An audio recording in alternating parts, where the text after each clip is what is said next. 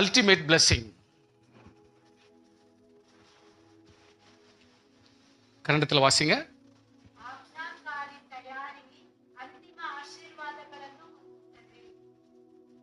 ವಿದೇಹ, ತಾಳ್ಮೆ, ಕೀழ்ಪಡಿದಲ್, ಸಿದ್ಧತೆ. ನಮ್ಮ ಜೀವಿತದಲ್ಲಿ ಒಂದು ತಾಳ್ಮೆ ಸಿದ್ಧತೆಯನ್ನು ಕೊಂಡಿದ್ರೆ ಖಂಡಿತ ಅಂತಿಮದಲ್ಲಿ, ಕೊನೆಯ ಭಾಗದಲ್ಲಿ ಡೆಫಿನೆಟ್ಲಿ ಆಶೀರ್ವಾದಗಳನ್ನು ನೀಡುವುದು. ನಮ್ಮ ಜೀವಿತಗಳಲ್ಲಿ ನಾವು ಕಾರ್ಯವನ್ನು ಆಯತ್ತವನ್ನು ಸರಿಯಾಗಿ ಮಾಡಿದ್ರೆ ನಿಜವಾಗ್ಲೂ ನಮ್ಮ ಜೀವಿತದಲ್ಲಿ ಪ್ರೋಗ್ರೆಸ್ ಇರ್ತದೆ, ಆಶೀರ್ವಾದ ಇರ್ತದೆ. ಅರ್ಥ ಮಾಡ್ಕೊಳ್ಳಿ. கீழ்ப்படிதல் உள்ள தயார், கீழ்ப்படிதல் உள்ள தயார், ஆயத்தம், ஒபீடியன்சி ஆசீர்வாதங்களை தொடர்ச்சியாக கொடுத்து கொண்டிருக்கும். It will get continued. Blessings will get continued. Obedient preparation or the obedient submissions always proceeds ultimate blessings. கொஞ்சம் புரிஞ்சுங்க. இதில் இருக்கிற சாராம்சம் ஒரு 4 சாராம்சம். வாழ்க்கையில் எது முக்கியம்? ஒரு மனுஷனுடைய வாழ்க்கையில எது மிக முக்கியம்?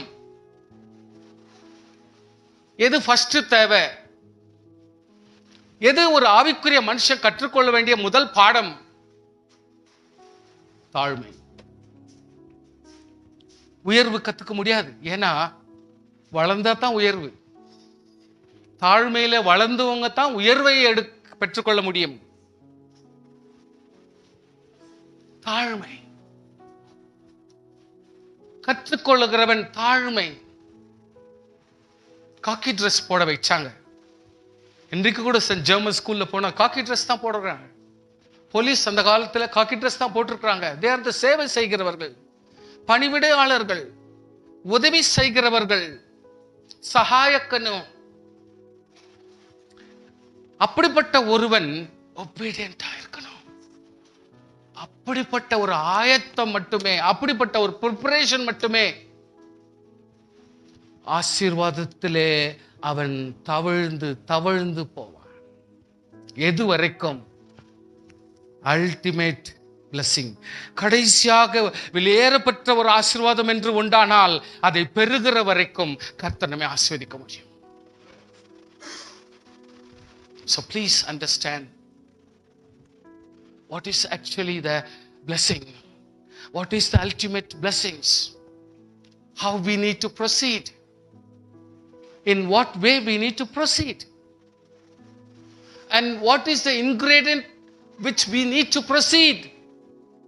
Humbleness. தாழ்மை. பேசுகிறதிலே தாழ்மை, உதவி செய்கிறதிலே தாழ்மை, செயலிலே தாழ்மை, ஆத்திரப்படும் பொழுது தாழ்மை, எந்த ஒரு செயலை செய்யும் பொழுதும் கொஞ்சம் தாழ்மை. Think before you do something. தாழ்மை நிச்சயமாகவே உன்னை உயர்த்தும். Let us go into the message. There is a saying. That saying, let me say first. No water can happen for the army until the ditches were dug. பள்ளங்களை நீங்கள் நோண்ட ஆரம்பித்து ஆயத்தப்படாவிட்டால் தண்ணீர் வரும்பொழுது நிரம்பாது. I am talking about dams or lakes or whatever it is. No oil until the vessels have been filled. No healing until the leper dipped 7 times. No Messiah until the way is prepared. No harvest until the ground has been broken up. No reconciliation without repentance. No vision without obedience. No resurrection until the stone is being removed. No entrance into heaven without cleansing. கர்த்தருடைய பிள்ளைகளே, கொஞ்சம் அழகா உங்களுக்கு அதை கொஞ்சம் explain பண்றதுக்கு சில வேத வசனங்கள் இருந்து உங்களுக்கு சொல்லுகிறேன். 2 ராஜாக்கள் 3ஆம் அதிகாரம் 16-17 வந்து அதுக்கு முன்பதாக இருக்க வசனங்களையும் வாசிக்கிறேன். ஆகாபின் குமாரனாகிய யோராம் சமாரியாவில் இஸ்ரவேல் மேல் ராஜாவாக மாறினான். அப்போ மோவாப் ராஜாவுக்கு கொஞ்சம் பொறாமை, இஸ்ரவேல் ஜனங்கள் மேல குறமப்பட்டு போர் தொடுக்கிறதுக்காக வர்றான். அப்போ இஸ்ரவேல் ராஜா கேட்கிறாரு, யூதா ராஜாவே, இந்த மாதிரி யுத்தத்துக்கு வராங்க, நீங்க என் கூட சேர்ந்துக்கிறீங்களா? நல்லா கவனிங்க ப்ளீஸ், பைபிள் படிக்காதீங்க. You will not understand unless you hear. கேட்டுக்குங்க, அப்புறம் நீங்க வீட்டில் போய் படிக்கலாம். ப்ளஸ் யூடியூப்ல இது வரும், இதை வச்சுட்டு இன்னும் கொஞ்சம் ரெஃபரன்ஸ் எடுத்துக்கலாம். இஸ்ரவேல் ராஜா கேட்கிறாரு, யூதா ராஜாவே என் கூட சேர்ந்துக்கிறியா யூதருக்கு வர்ற யுத்தத்துக்கு? அப்போ இவங்க போக வேண்டியது ஏதோம் நாட்டு வழியா போக வேண்டியதா இருந்துச்சு. அதனால ஏதோம் நாட்டு அரசனை கூட கேட்கறாங்க, நீங்களும் என் கூட சேர்ந்துக்கிறீங்களா? சரின்னு இஸ்ரவேலும் யூதாவும் ஏதோமின் ராஜா 3 பேரும் சேர்ந்துக்கின்னு மோவாபின் ராஜா எதிர்க்கிறதுக்கு இவங்க புறப்படுறாங்க. இவங்க கூட போன குதிரைகளும் யானைகளும் பலவிதமான வாகனங்கள், இவங்க யூஸ் பண்ற ஒவ்வொரு காரியங்களும் இவங்களுக்கு ரொம்ப சோர்வையும் துக்கத்தை கொடுக்குது. காரணம் என்னன்னா, அந்த நடைபாதையிலும் அவங்களுடைய டிஸ்டன்ஸ்க்காகவும் அவங்களோட வாழ்க்கையில் அட்லீஸ்ட் தண்ணி கிடைக்கிற ஒரு சூழ்நிலை இல்லை. No water, there's no water. ரொம்ப டெலிபரேட்டான ஒரு சமாச்சாரம், ஒரு இக்கட்டான சமாச்சாரம். அட்லீஸ்ட் ஒரு தண்ணி கூட இல்லைன்னா நம்ம வார்ல ஜெயிப்போம் என்ற நம்பிக்கை வராது. யூஷுவலா யோசிக்கிறாங்க, இப்படி வந்து இப்படி மாட்டிக்கணுமே, நம்ம என்ன இப்படிப்பட்ட ஒரு இக்கட்டில் உட்காந்துட்டுமே, என்னடா இது கதை? அப்போ ஒருத்தர் கேட்கிறாரு, என்ன பண்றது? கர்த்தர்கிட்ட கேட்கலாமா? சுவாசியே, நீ எதை செஞ்சாலும் ஒரு வார்த்தை ஆண்டவரத்துல கேள். நீ எதை செஞ்சாலும் ஆண்டவரத்துல ஒரு வார்த்தை கேள். நீ எந்த இடத்துல இருந்தாலும் ஆண்டவரத்துல ஒரு வார்த்தை கேள். ஸ்தோத்திரம், ஹல்லேலூயா. நீ தேவனிடத்துல கேள், அல்லது தேவன் மனுஷனத்துல கேள். நீ நம்புற ஆட்களை கேள். கேள். Take the decision. You take some team work. கேள். அப்ப அவங்க சொல்றாங்க, yes yes there is one man, Elisha. போய் சொல்றாங்க, ஐயா, இந்த மாதிரி நாங்கள் வனாந்தரத்தில் வந்து மாட்டிக்கணும், தண்ணி இல்லை, அதனால என்ன செய்யணும்னு தெரியல, ஆண்டவரத்துல கேளும். ஆண்டவர் என்ன சொல்றாரு?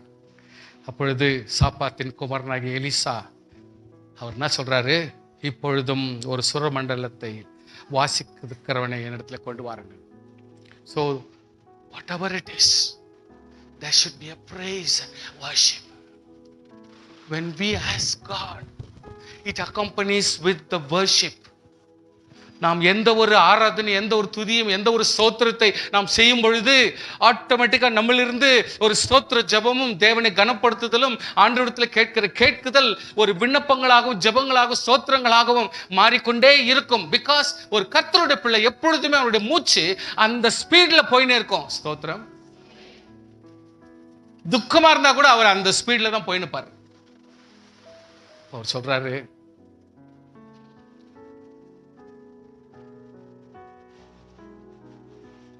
இந்த பள்ளத்தாக்கிலே எங்கும் வாய்க்கால்களை வெட்டுங்கள். காற்று வந்துதான் மழை வரணும்னு அவசியம் இல்லை. ஸ்தோத்திரம். மழை வந்துதான், இது நம்ம உலக சம்பிரதாயம். இல்லாதவைகளை இருக்கிறதா பாவிக்கிற கர்த்தருக்கு ஸ்தோத்திரம். உன்னுடைய சேவைகளை சந்திக்கிறதுக்கு உலகத்தினுடைய மனுஷனுடைய முகாந்திரம் நீ எதிர்பாராதே. கவனமா இருங்க. Please be alert. We will not stand on the standards of human faith or human standard.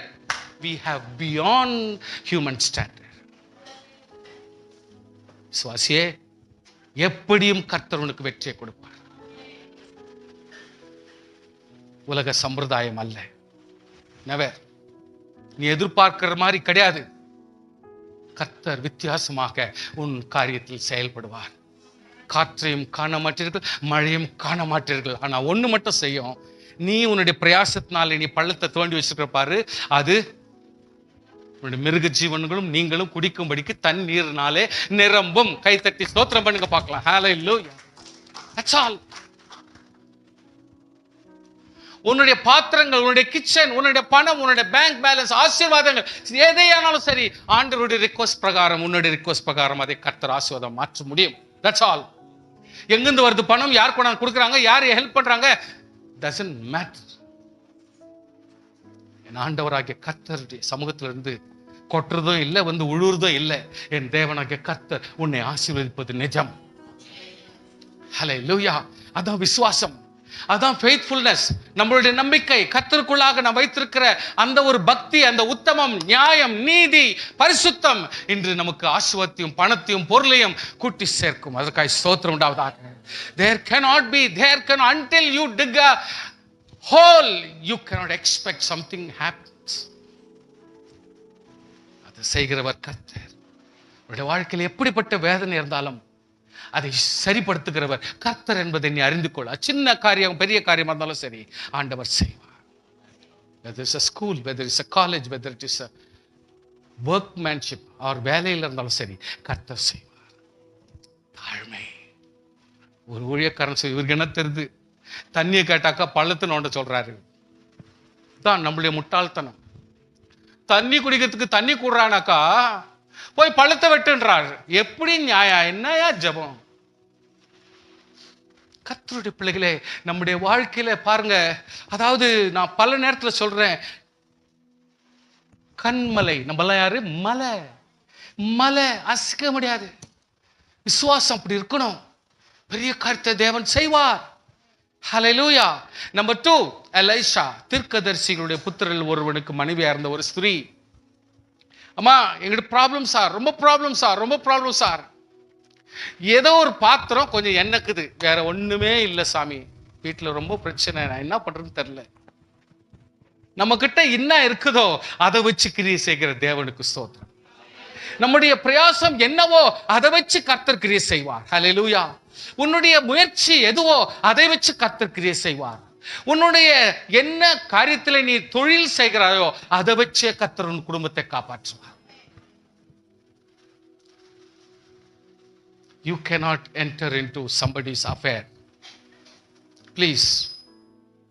Sorry for the intervention. உடைய மனதில் நான் நுழையிறேன். உன் வாழ்க்கையில் என்ன கர்த்தர் வச்சிருக்காரோ அதையே வச்சே தேவனிடத்தில் கேள். அதில் உயர்வை கர்த்தர் கொடுப்பார். நீ திடீர்னு மத்தியத்தில் போய் இன்னொருத்தன் குடும்பத்தில் தலை போடாத. அவன் உனக்காக என்னத்தையும் செய்ய போய் அவன் ஓட்டாண்டியா ஆயிட போறான். இன்னொருத்தருடைய அஃபேர்ஸ்ல இன்வால்வ் ஆகி பிரச்சனை வர வச்சிடாத, அவன் ப்ராப்ளம்ல மாட்டிக்குவான். இன்னொரு குடும்பத்துக்கு இடைஞ்சல் கொடுக்காத, அவங்களுடைய சுகாதாரம் கெட்டு போயிடும், அவங்களுடைய ஆரோக்கியம் கெட்டு போயிடும். உன்னுடைய வேதனையை கொண்டு போய் இன்னொருத்தர் குடும்பத்துல தெளிக்காத, அவங்களும் व्यसனத்துல மாட்டிக்குவாங்க. What you have as the Lord, what you have as the Lord, அதை கொண்டே கர்த்தர் ஆசீர்வாதத்தை கொடுக்க முடியும். ஆமென், ஆமென். நம்புங்க. வாழ்றது தானே சொல்றோம், நம்ம வாழ்றது தான் சார் சொல்ல முடியும். சும்மா எத்தையோ பேசினாலாம், சும்மா பிரசங்கம் பேசணும்னாக்கா பிரசங்கத்தெல்லாம் பேசி நிற்க முடியாது. No, it will not work. கர்த்தருடைய பிள்ளைகள் யோசிக்கணும்.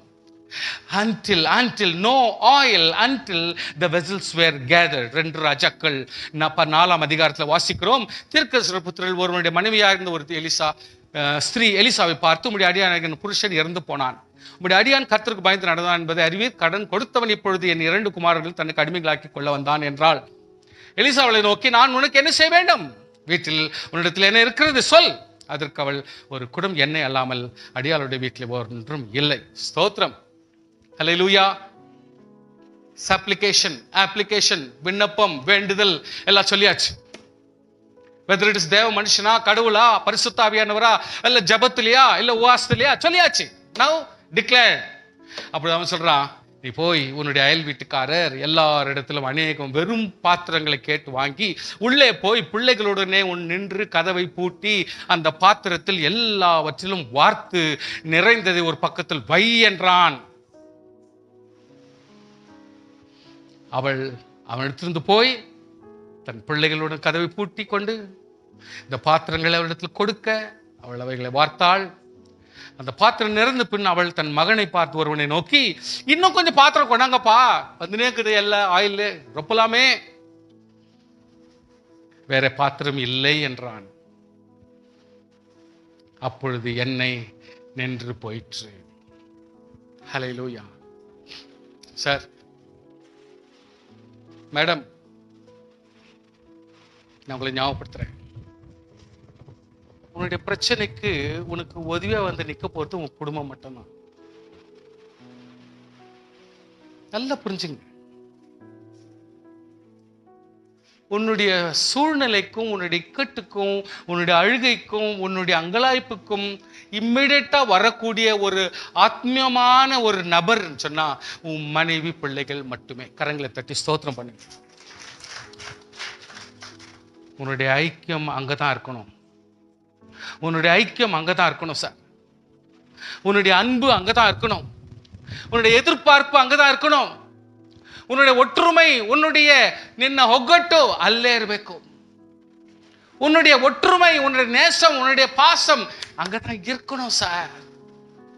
கதையெல்லாம் பேசக்கூடாது. நம்பத்தக்கவர்கள் அவங்க தான். என்ன வந்தாலும் கட்சியா அவங்க நம்மளுக்கு தான் ஆதரவு கொடுக்குறவங்க. when you want to do miracle, when you want a blessing, உன் குடும்பத்தோடு நீ கதவை பூட்டுனா என்ன அர்த்தம்? what it meant by locking. நீ உள்ளே போய் கதவை பூட்டுனா என்ன அர்த்தம்? it is your personal matter. உன் ஹஸ்பண்டை குறித்து கதை it's a personal matter. உன் மனைவி குறித்த விஷயம் personal matter. உன்னுடைய பிள்ளைகளுடைய சமாச்சாரம் it's a personal matter sir. சமாச்சாரம் கதவை பூட்டி தான் உள்ளதான் சார் பேசிக்கணும். நீ உன் மனைவி குறித்து பேசணும்னாக்கா அது உன்ன வரைக்கும் தான் பேசிக்கணும், மனைவி வரைக்கும் தான் பேசிக்கணும். யூ கேனாட் லிக் அவுட் டு பக்கத்து வீட்டுக்காரன், அக்கத்து வீட்டுக்காரன், மூணாவது வீட்டுக்காரன் கிட்ட பேசக்கூடாது சார். குடும்பத்தை தூத்தி விடாதீங்க. It's your family. It's your blessings. உங்களுடைய blood அது. அதுதான் கூப்பிடும். நாளைக்கு ஆண்டவர் சமூகத்துல கூப்பிடும். ரத்தம் கூப்பிடும். ஆபேல் ரத்தம் கூப்பிடுது. ஆண்டவர் சமூகத்துல கர்த்தாவே என்ன சும்மாக்குறீர், நியாயம் கொடும், நியாயம் கொடும் அப்படின்னு கூப்பிடுது. ஆண்டவர் நோக்கி கூப்பிடுது. பரலோகத்தில் இருக்கிற தேவனை நோக்கி ஆபேலின் ரத்தம் கூப்பிடுதான். என்னடா பதில் சொல்ல போற கேட்கிறார் ஆண்டவர். குடும்பம் என்ன வந்தாலும் நம்முடைய குடும்பம் தான் நமக்கு அத்தியாவசியம். அத்தன்டிகேட்டட் ரிலேஷன் குடும்பம், மனைவி, கணவன், பிள்ளைங்க தான். நாசமானாலும், வேதனை ஆனாலும், துக்கமானாலும், மற்ற எல்லா சஞ்சலமானாலும் நம்ம குடும்பத்தோட தான் வச்சுக்கணும். ஊர்ல தூத்தக்கூடாது. சபை யார்கிட்ட எதை சொல்லணுமோ அவ்வளவுதான் சொல்லணும். ரிலேஷன்ஸ் கிட்ட என்ன சொல்லணுமோ அதை மட்டும் தான் சொல்லணும்.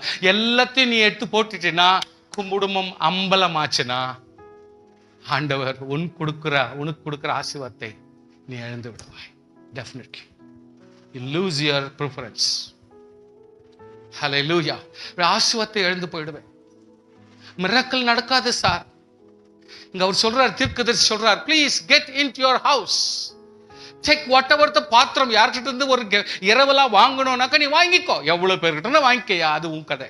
உன்னுடைய ரிலேஷன்ஷிப், உன்னுடைய ஃப்ரெண்ட்ஷிப் கொடுங்க. இதெல்லாம் நடக்காதுங்க.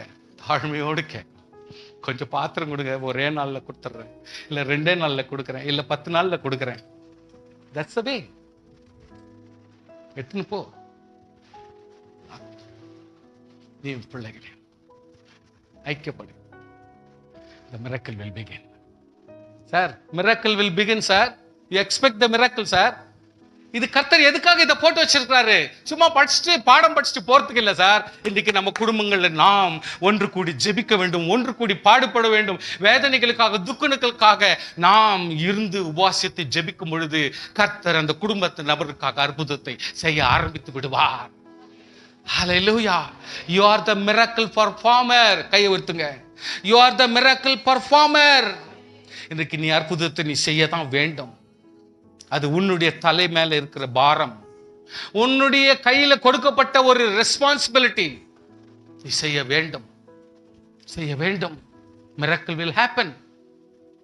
யாரோடு? உங்களுக்கு தெரிஞ்ச ஃப்ரெண்ட்ஸுங்களும் தெரிஞ்ச நண்பர்களும் தெரிஞ்ச ஆளுங்களோடு உட்காந்து கும்மால் அடிக்கிறது இல்லை. No, it is your family, faithful wife, faithful husband. Bore அடிச்சுக்குது, நோ ப்ராப்ளம். போர் அடிச்சவங்க தான் நாளைக்கு உன்னை நேசிக்கிறதுக்கு முடியும். இவ்வளோ நாள் வெறுப்பாகுது, நோ ப்ராப்ளம். நேசிக்க ஆரம்பிப்பாரு, ரெனியூ ஆயிடும். பிளஸிங்ஸ், ஹாப்பினஸ் எல்லாமே ரெனியூ ஆகும். ஹல்லேலூயா.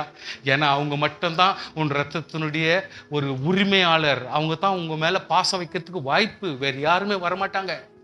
இப்போ இருக்கிற 40-50 வருஷத்துக்கு நீ ஆடலாம். ஆனா 60ன்னு ஒரு வயசு வருது, 65ன்னு வருது சார், 70ன்னு வருது. நீ நடமாட முடியாததும் எழுந்திருக்க முடியாததும் ஒரு கிளாஸ்ல தண்ணி எடுக்க முடியாத காலகட்டம் வரும் பொழுது உன் ரத்த பாசத்திலிருந்து தான் ஒருவர் உனக்கு உதவியா இருக்க முடியும். அந்நியனை நீ எதிர்பார்க்க முடியாது. You keep the relationship. Please relationship maintain பண்ணுங்க. குடும்பத்துல, தன் குடும்பத்துல அவன் வந்து உதவி செய்வான், இவன் வந்து உதவி, இதெல்லாம் ஆகிற காரியத்தெல்லாம் பேசுங்க, ஆகாத காரியத்தெல்லாம் பேசாதீங்க. குடும்பத்தை தக்க வைங்க, அதுதான் பலன். ஹல்லேலூயா. அதுதான் நமக்கு பலன். ஆசீர்வாதம், ஆசீர்வாதம். miracle where it can happen, it's within us, நம்முடைய குடும்பத்தோடு. ஹல்லேலூயா, ஹல்லேலூயா. ஸ்தோத்திரம் பண்ணுங்க பார்க்கலாம். ஹல்லேலூயா, கர்த்தருக்கு ஸ்தோத்திரம். அடுத்த ஒரு சப்ஜெக்ட் போலாம். No healing until the leper had dipped 7 times. நாகமான் அப்படின்றவர் உங்களுக்கு நல்லா தெரியும். அவர் வந்து ஒரு பெரிய லெப்டினன்ட் ஜெனரல், ஒரு பெரிய ஆர்மி ஆபீசர், ரொம்ப டேலண்டட். அவனுக்கு இருந்த நாட்கள்ல ரொம்ப வெரி டேலண்டட். ஆனா அவருக்குள்ள குஷ்டரோகம் இருந்துச்சு. அந்த வீக்னஸ் இவர் மட்டும் தான் வச்சிருக்கிறாரு, யாருக்கும் வெளியே சொல்ல முடியல. அந்த வீட்டில் ஒரு பொண்ணு விலை கொடுத்து, மார்க்கெட்ல விலை கொடுத்து ஒரு பொண்ணை, சின்ன பொண்ணை, இஸ்ரேல்ல இருந்து வந்த ஒரு பொண்ணை விலை கொடுத்து வந்து வீட்டில் வேலைக்கு வச்சுக்கிறாங்க. அந்த பொண்ணுக்கு விசுவாசம் தருது, ஆண்டவரை பற்றி தருது, தீர்க்கதரிசிகளை பற்றி தருது, தேவனை பற்றி தருது, அன்பை குறிச்சு தருது, எல்லாரும் நல்லா இருக்கணும், ஆசீர்வாதமாக்கணும்ன்றதை பத்தி புரியுது அந்த குழந்தைக்கு. ஸ்லேவா இருந்தாலும் அந்த குழந்தைக்கு தெரியுது சார், தெரியுது சார், தெரியுது சார். கடங்காரனா இரு, நோ ப்ராப்ளம். பிரச்சனையில் இரு, நோ ப்ராப்ளம். உன்னுடைய வாழ்க்கையில வேதனையில் இரு, ஆனால் இயேசுவை மறக்காதே. ஸ்தோத்திரம் சொல்லுங்க, ரொம்ப வாங்க இன்னும் கொஞ்சம். ஹல்லேலூயா. கர்த்தரை மட்டும் மறக்க கூடாது சார். நம்ம வீட்டுல கடன் இருக்கும், பிரச்சனை இருக்கும், போராட்டம் இருக்கும், நினைச்சா அப்படி எரியற மாதிரி இருக்கும் வேதனை. ஆனால் இயேசுவை மட்டும் மறக்க வேண்டாம். பிகாஸ் ஐ அம் ரட்சிக்கப்பட்டவன். அந்த ரோஷம் இருக்கணும் நமக்கு, அந்த ரோஷம் இருக்கணும் சார் நமக்கு. நான் ரட்சிக்கப்பட்டவன், நான் அபிஷேகம் பண்ணப்பட்டவன், நான் ஒரு கர்த்தருடைய பிள்ளை. எனக்கு அந்த உரிமை விட்டு கொடுக்க வேண்டாம், உரிமை விட்டு கொடுக்க வேண்டாம்.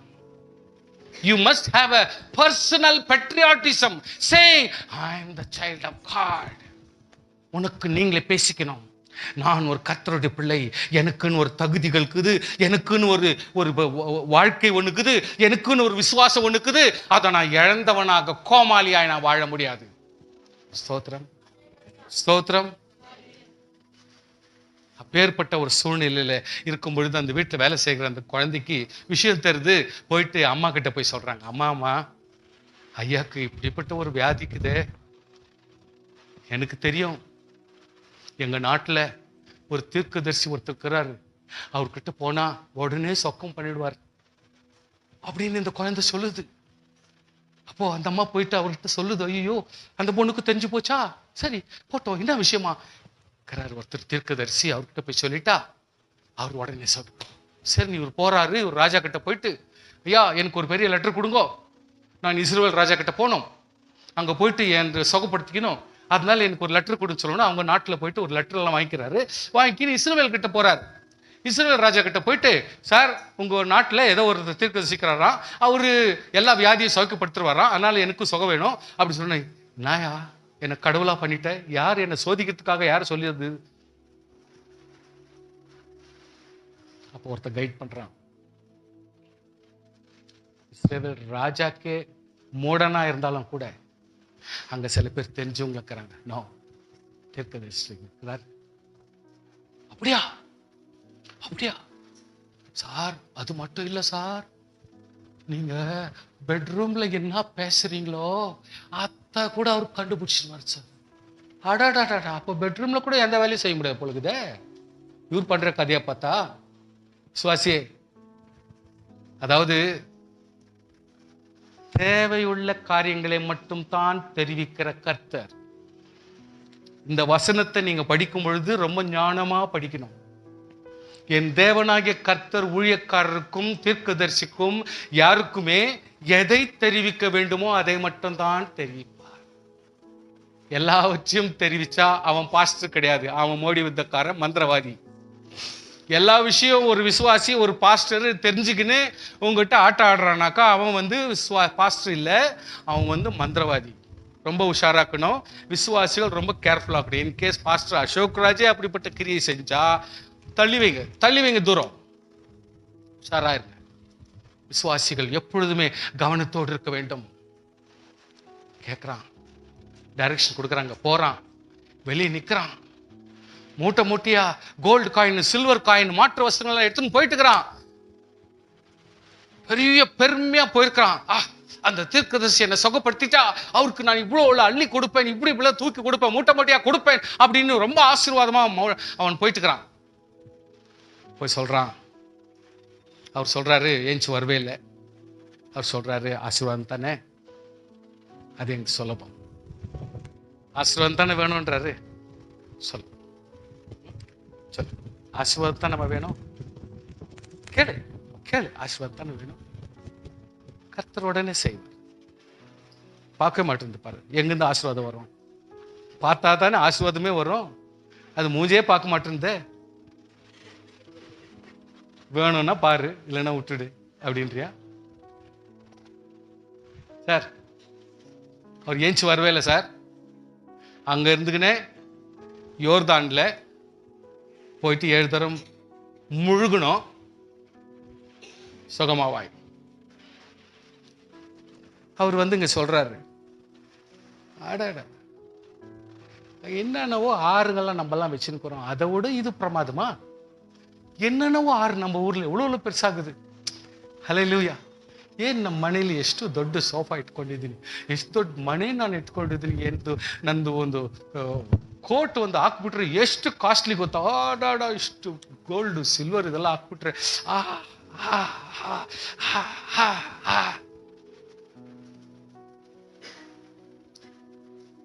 துள்றான்.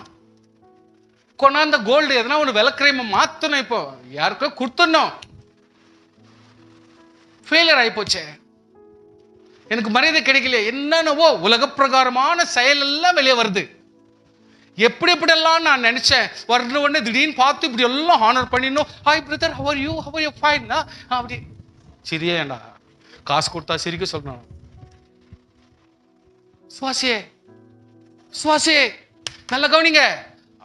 கர்த்தருக்குள்ளாக எவ்வளவு பிரயாசம், எவ்வளவு பெரிய ஆசீர்வாதத்தை டிக்ளேர் பண்ணிட்டுக்கிறாங்க. Result is been declared. நீ போய் 7 முறை ஸ்நானம் பண்ணி சுகமாவாய், டிக்ளேர் ஆயிடுச்சு சார். ரிசல்ட்டே டிக்ளேர் ஆயிடுச்சு சார். அது ஒரு தீர்க்கதரிசிக்கிட்ட இருந்து வந்த வார்த்தை டிக்ளேர் ஆயிடுச்சு. ஆசீர்வாதத்தை நம்ம பல நேரத்தில் வாங்கல. நம்முடைய பெருமை, நம்முடைய மேன்மை, இன்னைக்கு நம்முடைய அந்தஸ்து, அவன் நான் இன்னைக்கு தான் வந்துவோம். அவன் கேட்டான், எவ்வளவு அசால்ட்டா பேச முடியுமோ நம்ம லைஃப்ல எல்லாத்தையும் எக்ஸசைஸ் பண்ணிடுவோம். What all you know that you know it to exercise yourself. அது சொல்லி இது நான் பெரிய கதை, நான் பார்க்காத ஆளா, நான் பார்க்காத குடும்பமோ, நான் பார்க்காத பொண்ணா, நான் பார்க்காத ஆம்பளைங்களா, பார்க்காத பொம்பளைங்களா. ஒரே ஒரு வேலைக்காரன் பொறுமையா சொல்றான், ஏன் சார் குளிக்க சொன்னாரு, அவ்வளவுதானே சார், நீ பேசுற அலப்புறைக்கு ஜஸ்ட் குளிக்க சொல்றாரு, 3 வாட்டி 7 வாட்டி விட்டு கும்பு கும்புன்னு வந்துறதுக்கு என்ன பெரிய கதை? இதைத்தானே கண்ட காலாகாலமா அந்த ஃபால்ஸ் கிட்ட எல்லாம் செஞ்சுருக்கிறாங்க. 10 வாட்டி கும்மு கும்முன்னு நினைச்சுக்கிறாங்க. அதை பார்க்கறதுக்கு யாரும் இல்லை, அதனால ஒரு சவுண்ட் போட்டு குளிக்கிறாங்க, யாருன்னா ஒருத்தர் பார்க்கணும்னு. வேற ஒன்றும் இல்லை, ஒண்ணுமே நடக்கிறது இல்லை. இதுதான் இத செஞ்சு நீ ஆசீர்வாதம் வாங்குறது. இதுதானே சார் சொன்னாங்க அவங்க. குளிக்க சொன்னாங்க சார், வேற என்ன பாரம் தூக்க சொன்னாங்களா, இல்ல வேற என்ன பிரச்சனையில மாட்ட சொன்னாங்களா? செய்யறது எவ்வளவு விஷயம். ஏன் ஒரு தாழ்மையில் அது போச்சு? ஏன் ஒரு ஸ்ட்ராட்டஜிய ஏன் படிக்க முடியல? உனக்கு வந்திருக்கிற நிலைமைய, அதாவது ஒரு குஷ்டரோகியா நீ ஒவ்வொரு நாளும் பட்டு பாடல அவஸ்தப்பட்டுக்கிறிய, உனக்கு தெரியலையா? குஷ்டரோகம் எப்பொழுதுமே உயிருள்ளது உயிர் இல்லாமையாக மாறிக்கொண்டிருக்கும். உயிருள்ள வரல் கொஞ்சம் கொஞ்சமா கம்மியாயினே வரும். நகங்கள் கொஞ்சம் கொஞ்சமா கம்மியாகி அப்படியே உள்ள போயினே இருக்கும். சதைகள் சாப்பிட்டு கொண்டே உள்ள போகும். அப்படியே நாக்கு அப்படி போய் நிற்கும், மூக்கு போய் நிற்கும், காது அப்படியே போய் நிற்கும், கால் அப்படி போய் நிற்கும், விரல்கள் போய் நிற்கும். அப்படியே கம்மி கம்மியா ஆயினே போய் நிற்கும், டிஸ்ட்ராய் ஆயின் போயினே இருக்கும். It will eat it self. உன்னுடைய நோயினுடைய விளக்கம் உனக்கே புரிய மாட்டேங்குது. உன்னுடைய வேதனையினுடைய விளக்கம் உனக்கு புரிய மாட்டேன். சொல்லி கொடுத்தாலும் புரியுதுல. அவன் ஒண்ணு திட்டலடா, சுமார் அவன் திட்டினான். எவ்வளோ தைரியம்னா, எவ்வளோ ரோஷம்னா, இதுக்கு மட்டும் ரோஷம் ஓவரா வந்துடும். அப்படி பேசிட்டான், அப்படி பேசிட்டான். பிசாசுக்கு ஏற்ற பலம் வந்துடும் அந்த டைமுக்கு. எப்படி எப்படி பிசாசுக்கு ஒத்த பலம் வந்துடும். யாரு எதிரில் இருக்கிறவங்க? யாரு? அம்மா புரியாது, அப்பா புரியாது, பொண்டாட்டி புரியாது, கணவன் புரியாது, எதுவுமே புரியாதையா கண்மூடி. சில ஆத்திர நேரத்தில் you are a blindfolded man or woman. அதனால தான் உனக்கு எதுவுமே புரியாது. ஏன்னா தாழ்மை உன்னை அணியவில்லை. வேலைக்கார சொல்றான், குளிக்க சொன்னாரு, அவ்வளவுதானங்க, ப்ளீஸ் வாங்கய்யா, வாங்கய்யா, ப்ளீஸ் வாங்கய்யா. குளிக்கிறான், ஓட்டம் விடு. அவ்வளவு இன்சல்ட் ஆயிடுச்சு, போட்ட விடு. ஒரு வாட்டி, எத்தனை வாட்டி ஆச்சு? எத்தனை வாட்டி ஆச்சுமா? ஒரு வாட்டி தானா? 2, அப்புறம் 3, 4. எனக்கு தெரியும் இதெல்லாம் சும்மா ஏமாத்தல் வேலைன்னு எனக்கு தெரியும். இதெல்லாம் ரொம்ப ஏமாத்தல் வேலைன்னு தெரியும். வேணும்னு ஜெபம் பண்றாங்க, அப்படி புஷ் பண்றாங்க, அப்படி சோத்திர சோத்திர சோத்திரன்றாங்க. ஏன் புஷ் பண்றேன்? நான் ஏன் உழணும் சொல்லு. அபிஷேகம் வந்தா தானா நானே ஊழறேன், பேடுறேன், இல்ல படுத்துக்குன்னு தூங்குறேன். நீ ஏன் புஷ் பண்ற என்ன? எனக்கு என்ன படுக்க தெரியாதா, உழ தெரியாதா? டிராமா ஆக்டிங் எல்லாம் தேவையில்லை. கர்த்தர் அபிஷேகம் பண்ற, அபிஷேகம் பண்ணின்னு போறாரு. அவர் ஆசீர்வாதத்தை கொடுக்கணும்னா கொடுத்துன்னு போறாரு. அல்லேலூயா.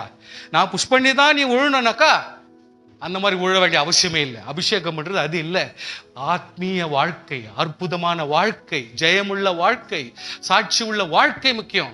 6வது முறை ஆறிட்டான், 7வது முறை முக்கியம். நம்பிக்கை இல்லை, ஏன்னா அவநம்பிக்கை. ஏன்னா விசுவாசம் இல்லாதவங்க அற்புதத்தை எதிர்பார்த்தா அப்படிதான் இருக்கும். 7வது முறை இவர் மேல வராரு, சின்ன குழந்தை சதைய போல வந்துட்டார்.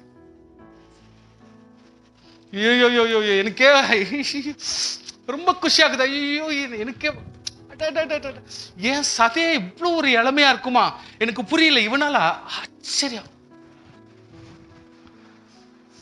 நன்றி சொல்லணும் ஐயாக்கு, நன்றி சொல்லணும் ஐயாக்கு.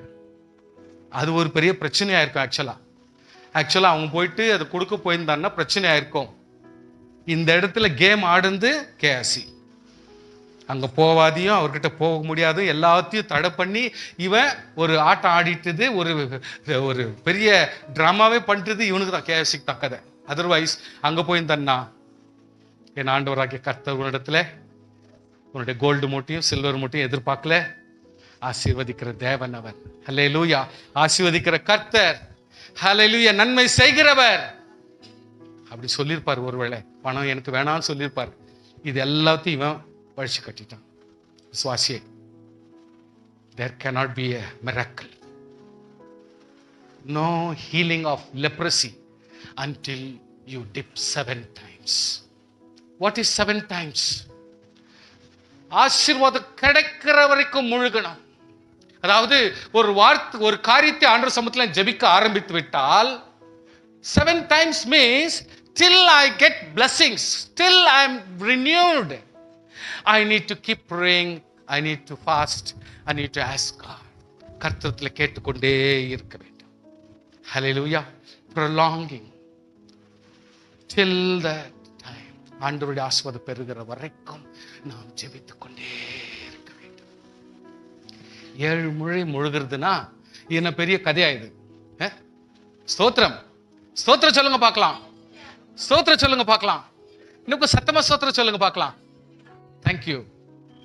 ஒரே ஒரு காரியத்தை ஒண்டி சொல்லி நான் முடிக்க ஆசைப்படுறேன். And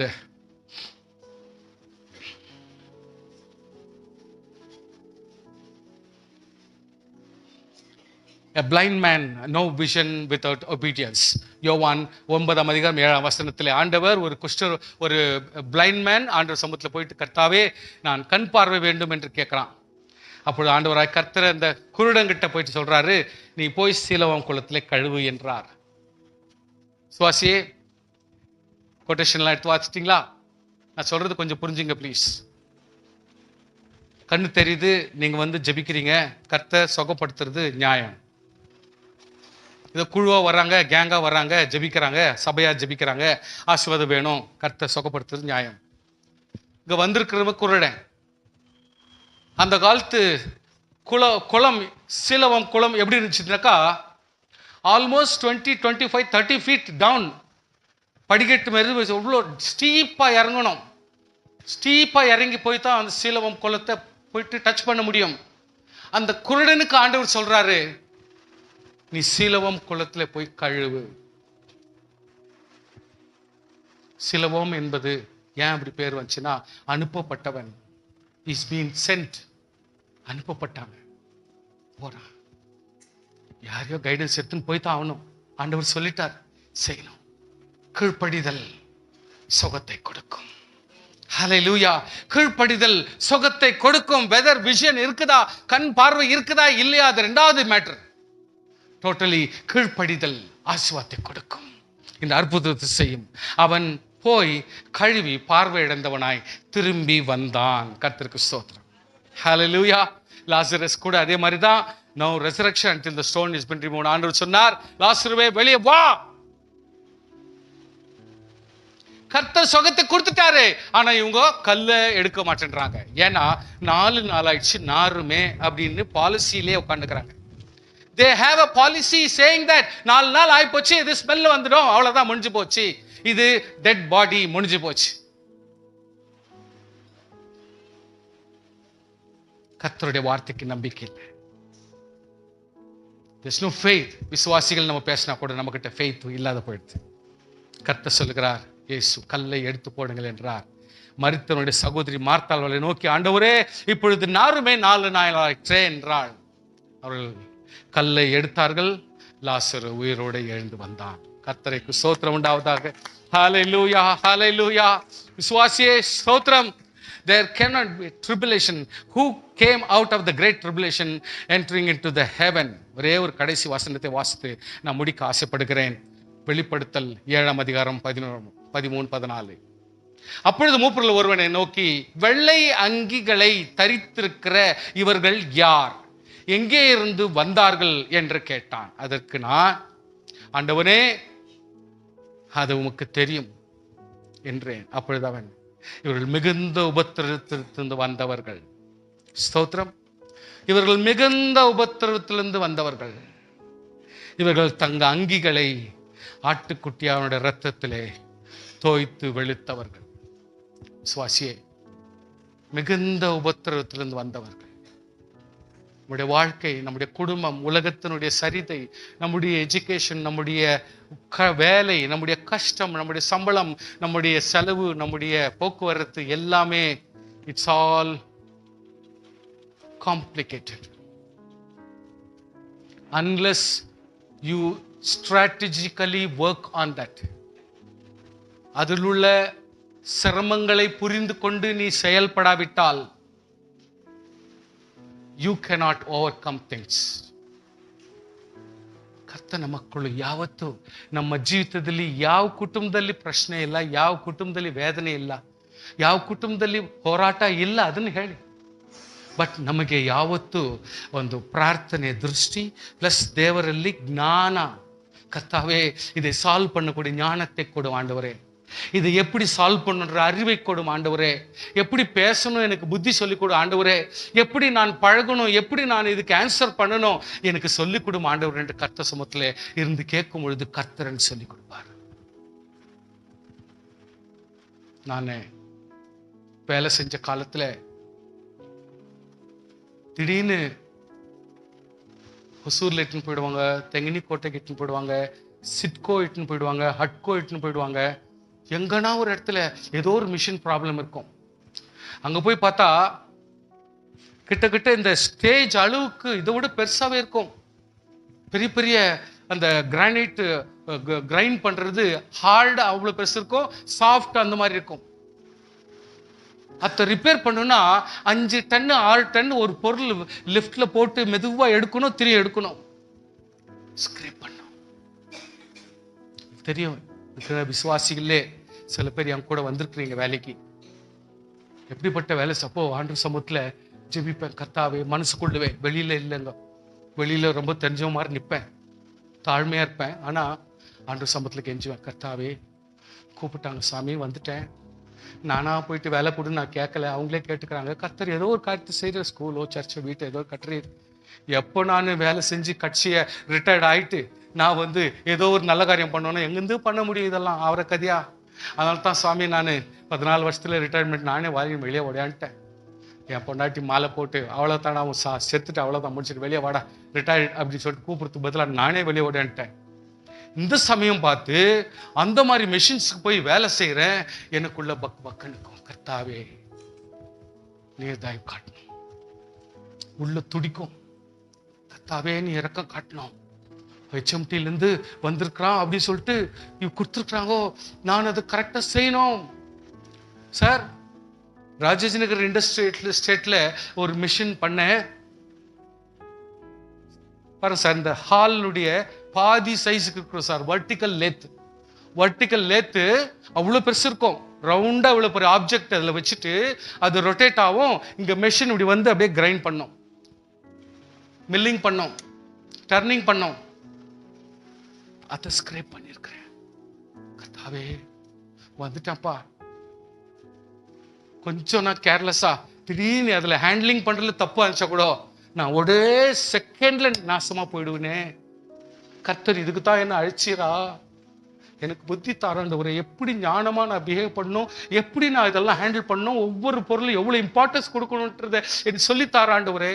எனக்கு யாரும் இல்லையே, என்னதான் பெரியவான்னு நினச்சிக்கின்னு என் கூட வேலைக்காரங்கெல்லாம் 4-5 பேர் கூட நின்னா கூட அவங்க என்ன பண்ண முடியும் பாவம். பிரச்சனை ஆச்சுன்னா ஓடிதான் போவாங்க.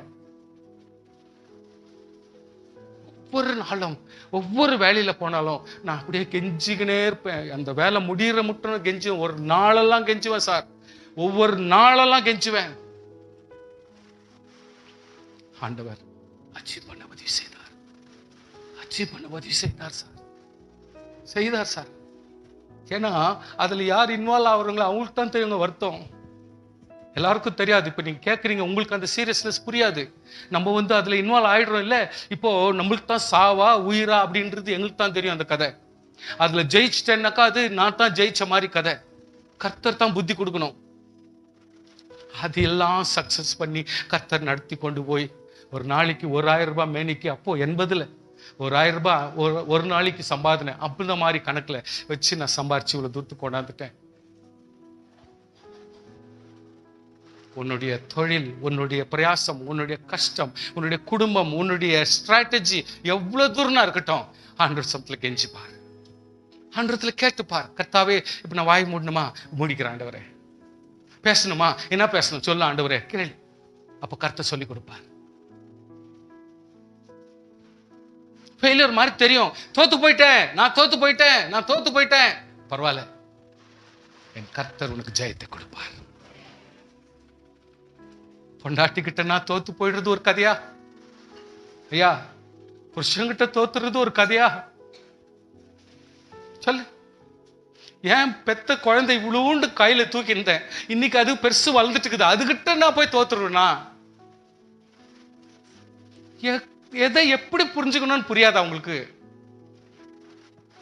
எதுக்காக கர்த்தர் குடும்பத்தை நியமிக்கணும்? எதுக்காக தேவ ஆவியை கொடுக்கணும்? எதுக்காக தேவன் இவ்வளோத்தையும் கர்த்தர் செய்யணும்? Prepare yourself, be happy. கர்த்தர் உங்களை அற்புதமா ஆசீர்வதிப்பார், கர்த்தர் உங்களை அற்புதமாய் நடத்துவார். எத்தனை பேர் நம்புறீங்க? ஹல்லேலூயா. கர்த்தருக்குள்ளாக திடன் படுங்க, ஆயத்தப்படுங்க. கர்த்தர் பெரிய காரியத்தை நம்முடைய வாழ்க்கையில செய்வார். தண்ணி இல்லன்னு கேட்ட போது கர்த்தர் தண்ணியை கொடுக்கணும் தான் அவனுடைய விருப்பம்.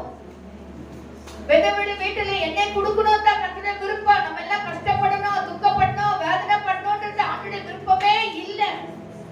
கர்த்தருடைய பிள்ளையே, நீ சம்பூர்ணமா இருக்கணும், நீ ஆசீர்வாதமா இருக்கணும், நீ விடுதலையா இருக்கணும், நீ சுகத்தோடு கூட இருக்கணும், மற்றவர்களை காட்டிலே நீ உயர்ந்த ஸ்தானத்துல இருக்கணும்னு சொன்னா கர்த்தர் விரும்புகிறார். அதுதான் இந்த காலவெளியில் நம்ம பார்த்தோம். ஆனா அதுக்கு எல்லாவற்றுக்கும் காரணம் என்ன தெரியுமா? அதுடைய ஒரு ஆசீர்வாதத்துக்கு மூல காரணம் என்ன தெரியுமா? கீழ்ப்படிதல். கீழ்ப்படிதல். அன்னைக்கு ஜனங்கள் அந்த பள்ளத்தை வெட்டலன்னா அவங்களுக்கு தண்ணி இல்ல, மிருக ஜீவனங்களுக்கும் இல்ல, மனுஷனுக்கு இல்ல, யாருக்குமே இல்ல. அந்த ஆசீர்வாதத்தை அனுபவிக்கவே முடியாம போயிட்டு இருக்கோம். அதே போல அந்த அம்மா போயிட்டு ஊழியக்காரர்கிட்ட சொல்லி வெறும் பாத்திரங்களை கொண்டு வந்து அவங்க வீட்டுல வைக்கலன்னா அவங்க கடன் தீர்ந்திருக்காது, அவங்க பிரச்சனை தீர்ந்திருக்காது, அதே பிரச்சனையில தான் இருந்திருக்கணும்.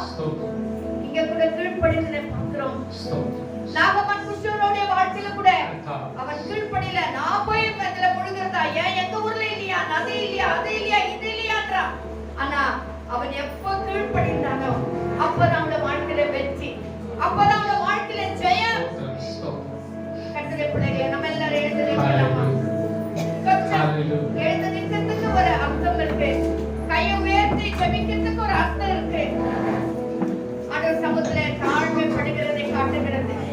நீங்க கையை உயர்த்தினீங்கன்னா அது ஆண்டவருக்கு சரண்டர் என்கிற நிலைமை, அதுதான் அவருடைய அர்த்தம். எல்லா ஆசீர்வாதத்திற்கு காரணம் கீழ்ப்படிதல். இந்த கீழ்ப்படிதல் வரணும்னா முதலாவது தாழ்மைப்படணும். தாழ்மைப்படலைன்னா கீழ்ப்படிதல் வரவே வராது.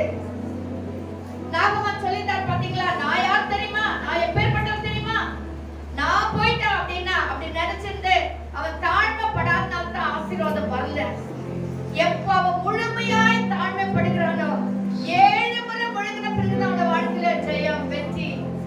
கர்த்தருடைய பிள்ளைகளே, இந்த காலவெளியில தாழ்மைப்படுவோம். குடும்பம் ரொம்ப விசேஷமானது. ஒரு குடும்பம், குடும்பம் தான் முதல் இன்ஸ்டிடியூஷன், அதுதான் முதல் அங்கதான் முதலாவது நான் படிக்கிற பாடம். அப்புறம் தான் ஸ்கூலு, காலேஜ், இன்ஸ்டிடியூஷன், மற்ற எல்லா காரியமும். குடும்பத்திலேயே நமக்கு ஒரு தாழ்மை இல்ல, குடும்பத்திலேயே நமக்குள்ள ஒரு ஒற்றுமை இல்ல, குடும்பத்திலேயே நமக்குள்ள ஒரு ஐக்கியம் இல்லைன்னு சொன்னா எப்படி நாம் வெளியே போயிட்டு ஐக்கியத்தோடு ஒற்றுமையோடு நாம் இருக்க முடியும்? அதுக்குதான் ஆண்டவர் முதலாக ஒரு குடும்பத்தை ஏதேன் தோட்டத்துல உருவாக்கினார், ஏற்படுத்தினார். அந்த குடும்பத்திலே குடும்பம் எவ்வளவு முக்கியன்றதை காட்டுறதுக்காக தான் கர்த்தர் அதை உருவாக்கினார். ஆமென், ஹல்லேலூயா. ஜெபிக்கலாமா? நம்ம எல்லாரும் ஜெபிக்கலாமா? நம்முடைய குடும்பத்துல நாம் ஒற்றுமையா இருக்க வேண்டும், ஒருவருக்கு ஒருவர் விட்டு கொடுக்க வேண்டும், ஒருவருக்கு ஒருவர் நாம் தாழ்மைப்பட வேண்டும். ஹல்லேலூயா. கணவன் மனைவி நான் பெரியவன் நீ பெரியவன் இருந்தா கண்டிப்பா குடும்பம் நிலைச்சே நிக்காது. இன்னைக்கு குடும்பமாய் கர்த்தர் ஏன் ஆசிரிச்சு வச்சிருக்காருன்னா குடும்பங்கள் ஒன்று சேரும் போது மட்டும்தான் சபை. ஹல்லேலூயா. சபை என்றால் என்ன? கர்த்தரை ஆராதிக்கிறதான இடம், கர்த்தரை தொழுது கொள்ளுகிறதான இடம். அந்த குடும்பத்திலே ஒற்றுமை வரலன்னா பிரச்சனை இருக்குதான் செய்யுங்க. பிரச்சனை இல்லாத குடும்பம் இல்லவே இல்லை. எல்லா குடும்பத்துல சில பிரச்சனைகள், சில வேறுபாடுகள் எல்லாம் இருக்கு. ஆனா கர்த்தருடைய பிள்ளைகளோட வாழ்க்கையில அதை கொஞ்சம் கொஞ்சமா